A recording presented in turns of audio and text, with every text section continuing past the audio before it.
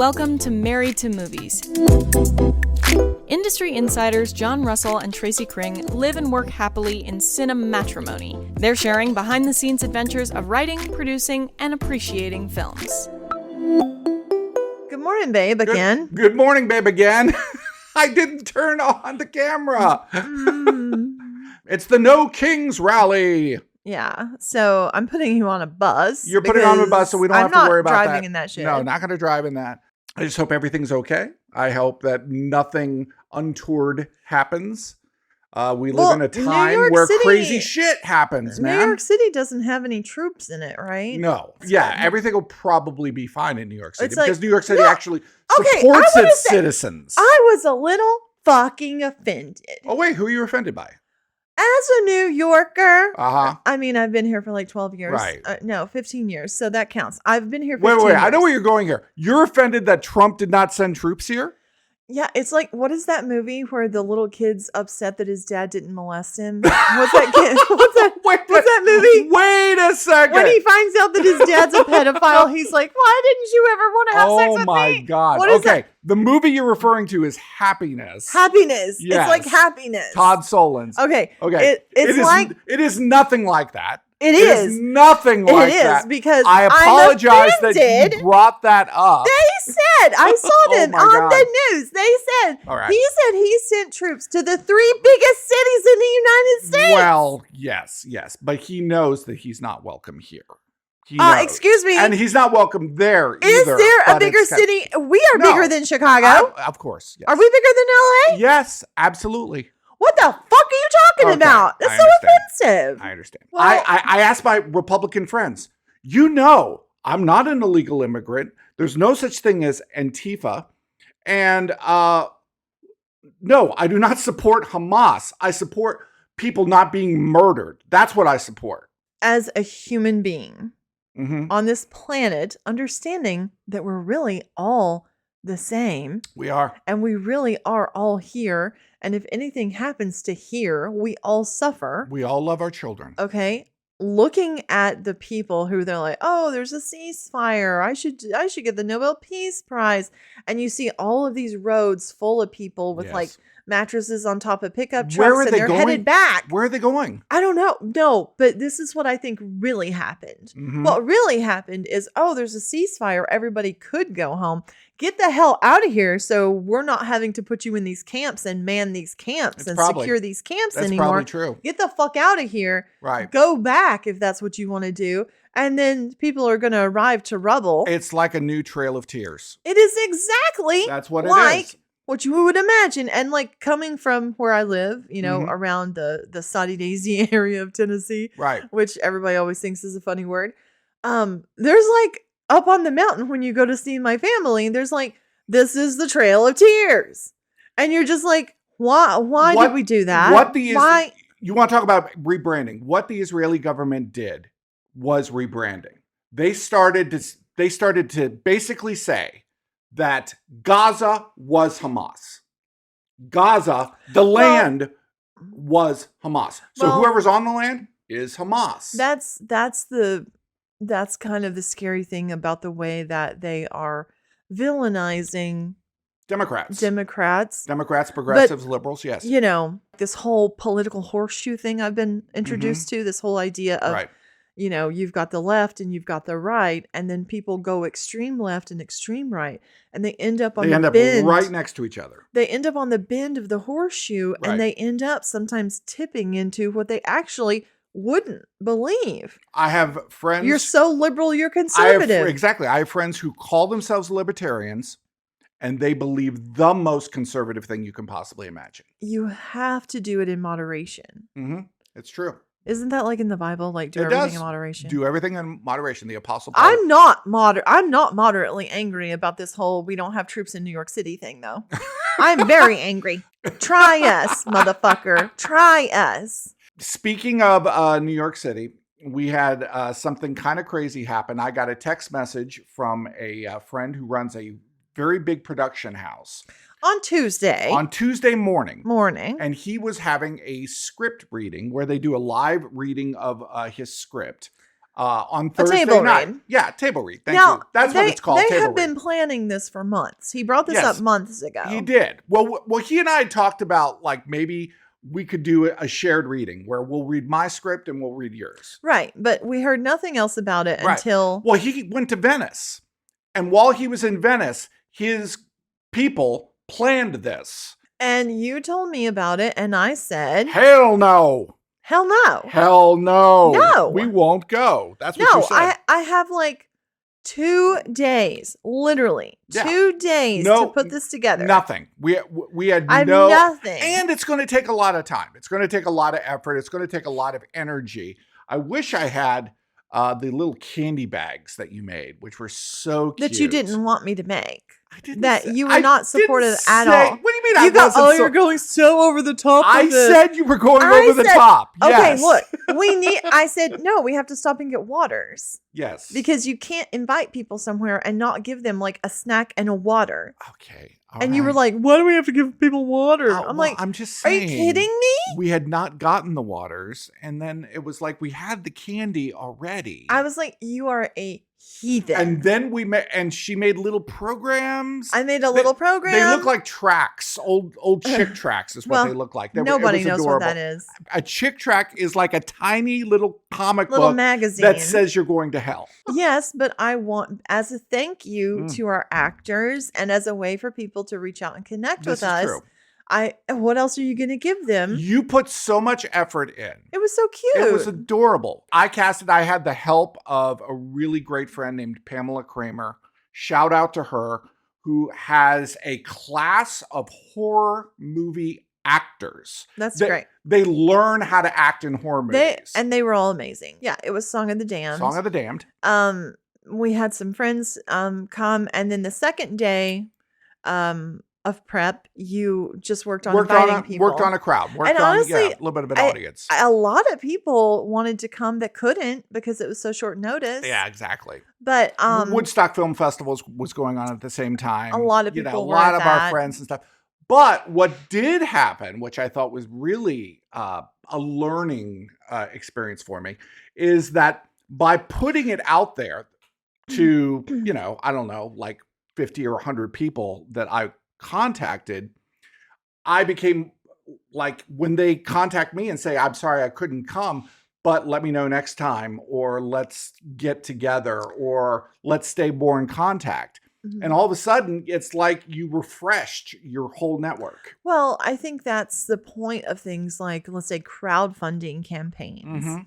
All of our crowdfunding campaigns, for the most part, ours, not ones I've been involved with Right. necessarily, but ours have been really unsuccessful on the site. But Right. they've always raised their money and more in personal donations because Sort of outside Yeah. of the realm. because you just Right. become front of mind Right. for people. And I think that's really important. I think throwing an event, even if it's a script reading, Right. is a great way to introduce yourself to other people. It and was the a great way for community. you to meet my friend in the city. Yeah. And we watched his reading and met a bunch of very, very cool actors. His script reading was great. Ours turned out great. I think Yeah. we learned a few things about listening to our script back. Well, there are some things that are pretty clunky. I want to. I watched Mission Impossible last night on DVD. I didn't make it that far. You watched probably 2/3 of it. And then you fell asleep. Whenever he jumped out of the airplane into the like freezing water of the Arctic of like the Bering Sea, he was in Yes, the Bering Sea. yes. Now I've watched every single Deadliest Catch there ever Every was. Deadliest Catch. The seasons of Phil, Captain Phil, I've watched Okay. many Okay. times All right. because I love Phil, but All he right. died, Right. And then his 2 sons were kind of fuck ups, and they Okay. tried to take over the Cornelia Marie. I think and no one wants to know about Deadliest Catch. They just kind of like Josh. Nobody cares. A lot of those guys have substance abuse But issues. thank you, babe. Here's what I got to say about this movie. Some of the worst writing. The writing in this movie I disagree. was the room level. Disagree. I think it's another level. It's like the liberal and conservative horseshoe here. Okay. Okay, It's so bad that it becomes good because it's so difficult to write dialogue that only describes what's happening. There's this one scene where they're in a plane and there's like two different places. There's 6 characters. 2 different places, and they're basically having the same conversation. Right. That other guy's somewhere else. And they're all sharing.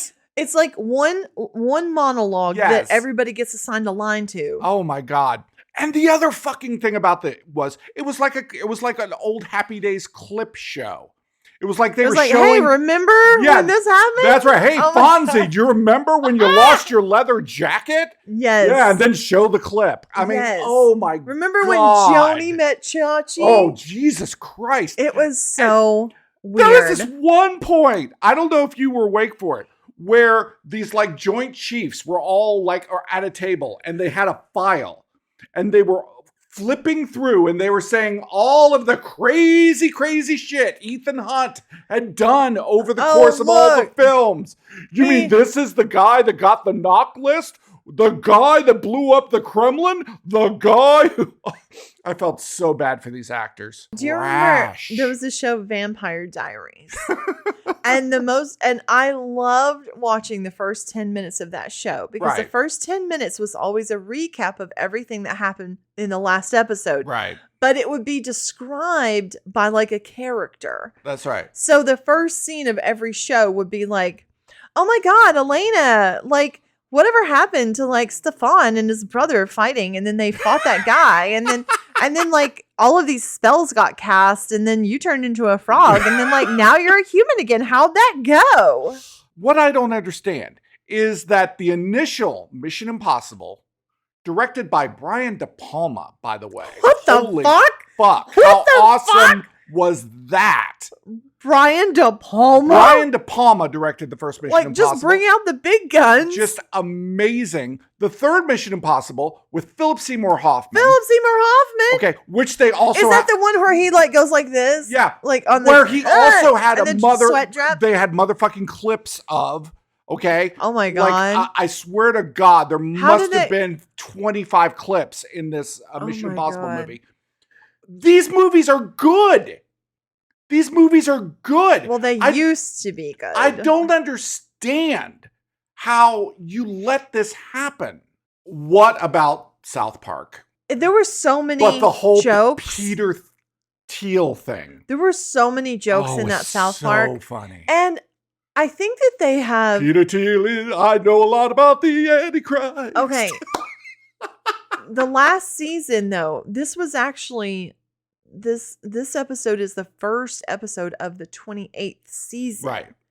So season 27 only had 5 episodes. 5 episodes. Okay, now we know that they were bought out and they were in the... They have a 5-season contract. Yes. Now, I think it's hysterical to imagine that contract did not specify how many episodes a season was. They've had seasons where they had 2 episodes. Okay. But those 2 episodes were like the little kind of mini movies. They got their bag. They got their bag and they are like, fuck y'all. Bye. No, Bye. And they're going out with a bang. I think it's hilarious. And I think this political climate is full of things. Well, there were all of these like new villains, these new evil characters. Like Stephen Miller and Peter Thiel. JD Vance. JD Vance as Tattoo. As Tattoo is cracking me up. Yeah, boss. I don't even know how they're still getting away with this. They're brilliant. But therefore is, look that up, folks, if you don't know anything about it. But therefore is a brilliant, just a shorthand on how to write. Yeah. Funny connection here. There's this actor, Bill Whedon. We've crossed paths in some projects, okay? He's a fun guy. Bill Whedon is in Carlito's Way. Okay.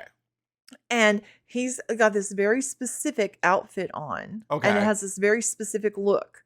And the camera passes by him a few times. And you go, definitely that guy. Well, I mean, what has happened, though, is now he's cropping up in cartoons as something that people have noticed in that film. Oh, are you talking about the episode where South Park kind of parodied Carlito's Way. And he's in it. At like Mar-a-Lago? Yes. Oh my God. And they drew him. He was just an extra. That's so funny. But in the party scene, it was like key to have that guy. That particular guy. And it's so specific. Right. But he was like, well, I guess I made it. Like, I guess I'm immortalized. Yes. I'm in South Park. That's insane. I thought it was hysterical. We saw the movie F1 with Brad Pitt. Moving on, whatever. I don't even understand what that was.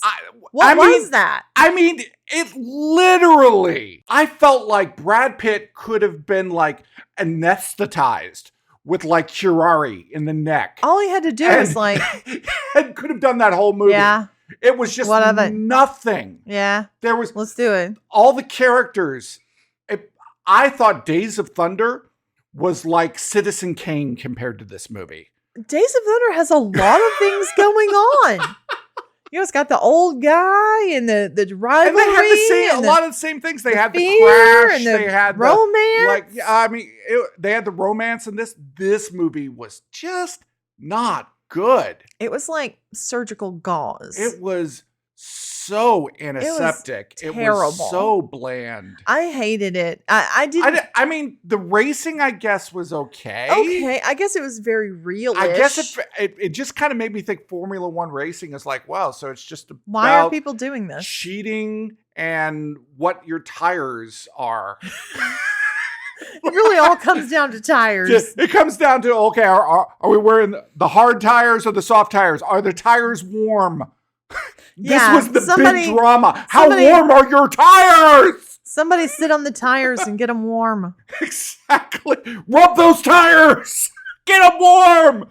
Oh my God. I did not get it. I tuned out completely. You're into racing. Great. Right. I think you could probably just watch a race and get just about as much story and plot. I think you would get more story. The commentator would give you more story. One thing that we did watch was 28 Days Later. And let me point out. 28 years later. 28 years. Well, I've seen the 28 days, 28 weeks. And now it's 28 years. Which we skipped months. For some reason. Yes. Well, I feel like what had happened in 28 weeks would have been just not enough difference in 28 months. I disagree because in 28 months, maybe we could have had some explanation of where the fuck this was headed. Okay, now I got a lot to say on this, so just bear with me, folks. Bear with me here. The Big Dick Giants. Those are great.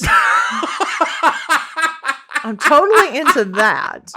Tracy was all about those big dick giants. I'm fine with that. But what about the fat bigotry? Oh, I know, man. The little weird albino worms crawling on the ground. Okay. And yeah. Fat people. Yeah, man. And they were supposed to be the most disgusting thing in the whole film were the fat people. It's just, yeah. Even as zombies. It's really reductive. Even as zombies, fat people are still disgusting. I mean, in my mind, if you're going to go into fat zombies, you've got to explain a little bit of how they got fat digestion wise. Okay. Okay. Now, zombies eat brains. I just want to say, I don't think I want to hear about zombie digestion. Really, do you want a guy with a chalkboard explaining you don't have zombie digestion to you? No, I don't need it written like a Mission Impossible movie.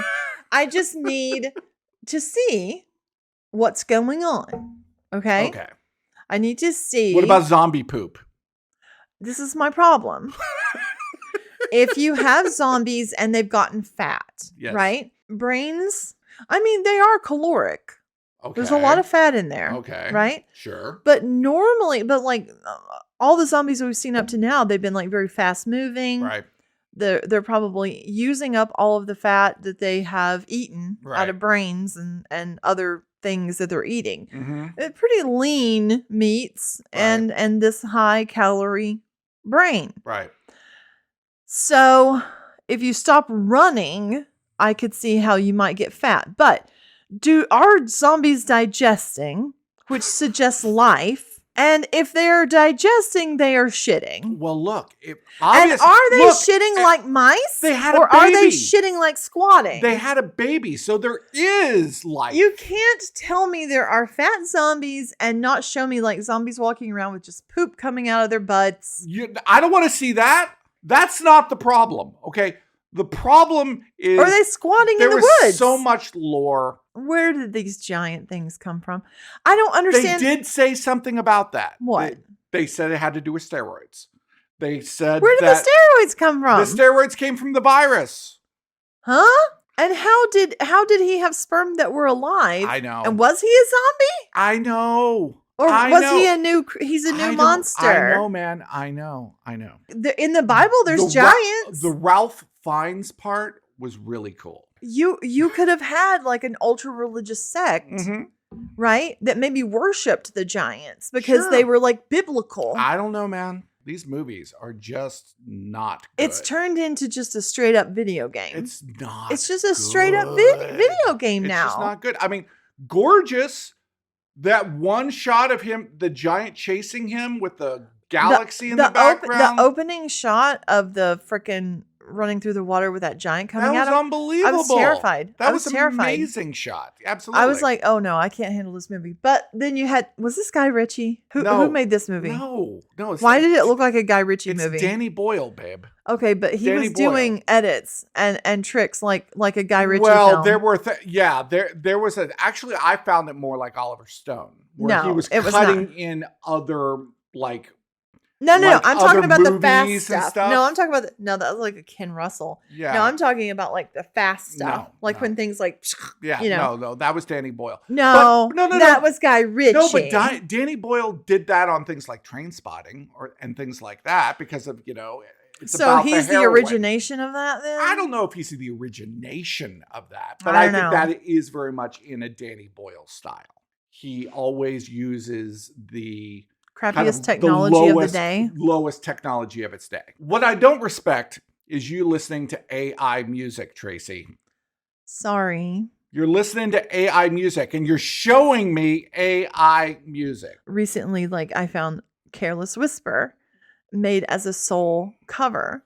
Mm-hmm. And it really works as soul music. Soul and disco. But I'm big on. You're encouraging soulless music. But I think it should be an indicator to real musicians that maybe they should start doing things as like soul and disco songs again, because people my age and older, that's like a nostalgic sound, a nostalgic feeling gets created listening to that. But we also loved music of the 80s and 90s.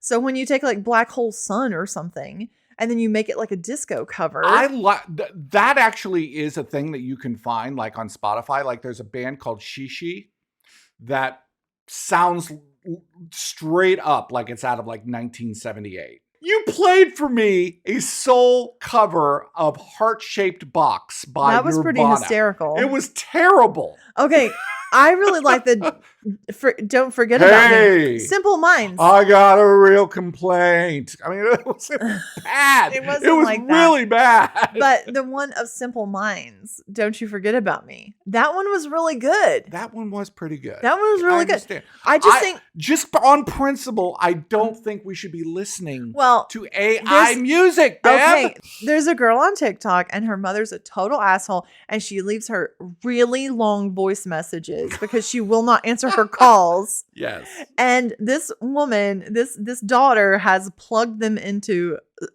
Sono or whatever it is, Suno, and made upbeat emo covers of her mother's voicemails. It's very funny. Starting with because it's like something that I can't believe I have such an ungrateful daughter. I wasted my life on you. Like it's hysterical as emo pop. Yes. And I love it for her. Right. So no, I don't think it's music that should be like sold or like bought or sold by anyone. Right. No, and I don't understand how they're getting away with it because I guess the algos aren't catching it. Well, I don't because think, it's been altered so much. Care. I really don't. No. I mean, like if I put a song, even sometimes I'll use a clip from a movie with like a song in it, and it'll flag it as like, well, you can't make money off of that. Not like I'm making money off any of them. Right. I'm not monetized. It'll flag it because it knows. Right. But I don't think it can understand like these AI soul covers.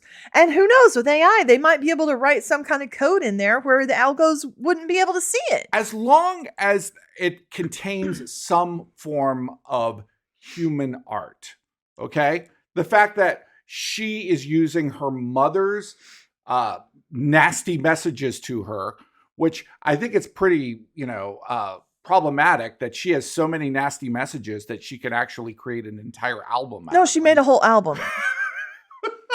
Jesus Christ. I think the algorithms are like the thing that is most manipulating us and the planet, possibly. Sure. Oh, absolutely. Because people are saying like with Trump, like thinking these places are war zones and stuff and sending troops into Portland. And you got the little frog guy saying like, there's nothing going on in Portland. He's not the little frog guy. His name is Toad. Toad, the little Toad guy. You don't know what Trump's algorithm might be showing him. I was looking at But that's dangerous. I was looking at my Facebook page and what was coming up, and I counted how many actual people were coming up on my page. Not organizations. Yeah. Not advertisements. Not many. Not groups. No, but not many. People. Hardly any. No, that's what's happened. Hardly. How do I get more people on my page? Well, even my friends or friends of my friends. No, they like unfollow them. Like if you don't click on like a like of them or make a comment of them so many times, the algorithm will kick them out of your feed. Oh, is that what happens? So like if you see something that you like and you want to see more of, you must say thumbs up. You must say heart. You must say hug, care. You must say something. Right. Or else, the people who've paid to be in your feed are the only things that's why I always get those clips of like the guys who are trying drum songs that they've never heard before. Aren't you normally going to engage what you disagree with as opposed to what you agree with? So when somebody who is saying something crazy, says something crazy, and you're like, see whoa, more. Man, what are you doing? But you click see more. Right. Right? Right. Well, now you've engaged. Right. And now this is going to come up in your algorithm. It said, oh, well, John's engaging with all of these things. Let's pump more out to him. I posted, I hardly ever put political stuff on my Facebook page, but I did yesterday. And man, people just got into a big fight on my wall. Well, you create a space. You create an opening for them to say something. Yeah. So that's why I'm very careful about what I say. You just don't do it. Yeah. Because I don't want to open up an open field where people feel like they can come in and comment negative stuff. I don't want people to fight. I would like people to talk. People cannot talk right now. I don't want them to talk. I want them to be in their separate fucking corners and get their shit together. And then we can come and sit down and talk. When kids are acting bad, they get sent to their room. They get set alone. So we're going to send all the Democrats and all the Republicans, to bed without supper. Yes. No, I mean, like in a shutdown, what else is going to move the needle? Yeah. And I think more and more we all have to look at things that are being made hard. Mm-hmm. Okay? Okay. You got to be careful. I've got a friend and they're going through some drama at work. Mm-hmm. And the work is trying to make things very hard. I see. You're talking about when it feels like people are making things more difficult on you so they can push you out. Yes, they want you gone. And I said to them, they're making things hard because they want you to give up and to quit. Yes. They don't want to have to do anything or fire or be the bad guy. So what's the answer? They just want you to give up. So what's the answer to that? Do you just go ahead and quit or do you fight? No. And you don't fight and you don't quit. Mm-hmm. My answer is confuse, confound, placate, and play dumb. Well, I feel like that's what's happening, with these rallies. Wear them out. You are such a dumping ground that you completely and utterly wear them out of all of the things they thought were going to bother you. Mm-hmm. Like, oh, well, if we say this, we're definitely getting rid of them. Well, that's the power. Nope. That's the power of nonviolence. You know, I remember I watched Gandhi, and there was a scene that's incredibly powerful where this line of people walk up I to need the to watch British. that again. Oh, it's incredible. It's powerful. The British walk up. We watched that in school. Yeah, and they beat them down. They beat down the whole line of people. And then other people come, pull them out, and another line of people walk up. Mm-hmm. They beat them down. And they keep, and when I saw that, what I learned was the people that were walking up were the powerful ones. Yeah. They were the thugs. They were the ones that would not be stopped. Yeah. And all the people beating were what happens, the wusses. They were the little lame ones. Well, and what happens is people start to not understand why they're doing something anymore. Mm-hmm. Okay? Whenever it's like, well, I keep having to beat these people down and they just keep coming back. They just keep coming. Why? They must believe in a way that I Or will I'm so never tired. believe. Like I'm so fucking tired of beating people. My arms are, I just can't even do it anymore. In Jesus Christ Superstar, the Norman Jewison movie, there's a shot of the guy who's whipping Jesus. Mm-hmm. And at the end of the 39 lashes, he's like, and it's like Jesus took the 39 lashes, but the guy is worn out because he's having to do it. And it is not fun. And it's not easy. And it's not easy. And people will be hurt. And like whenever I say that to people, they're just like, well, I just feel like I'm having to bend over and take it up the ass. You're not. Mm-hmm. You're not taking it up the ass. You're letting them wear themselves out. It's just like a child when they throw a tantrum. Right. They wear themselves out and they go back to sleep. It's going the second mile. It's taking control. It's turning the other cheek. It's literally exactly taking control of the situation. Slap, turn the other cheek. Slap, turn the other cheek. I will take control of this situation. It's the only way to control. Exactly. And to me, yes, it is much more powerful. It's much more intelligent. We are in a time right now of what Nietzsche calls will to power, where people believe dominance. Might makes right. It is, I will gather as much power as I possibly can. I'll blow up a boat, in the waters of Venezuela because I can. Because I can. I will do it. It takes a lot of energy to keep wind in a sail. Mm-hmm. Okay? You just continue not to create wind for You're these not people. giving them anything. You're giving them no energy. No fuel. You're like, please tell me more. That's right. Please explain that more. Mm-hmm. Play dumb. Right. That's why I'm saying placate. Right.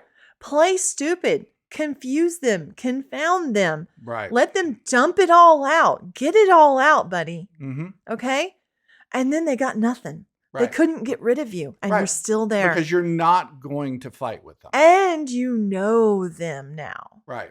You know all the things they're thinking now. Mm-hmm. Okay? That's true. It's the ultimate power. I like it. One more episode. And if there's anything that you want us to talk about or anything that you have seen that you would like, please let us know. I know no one's going to actually do this. Yeah. But I always say... Well, Josh might. Josh might, or your dad might. Tune in next week for our final episode of season 4.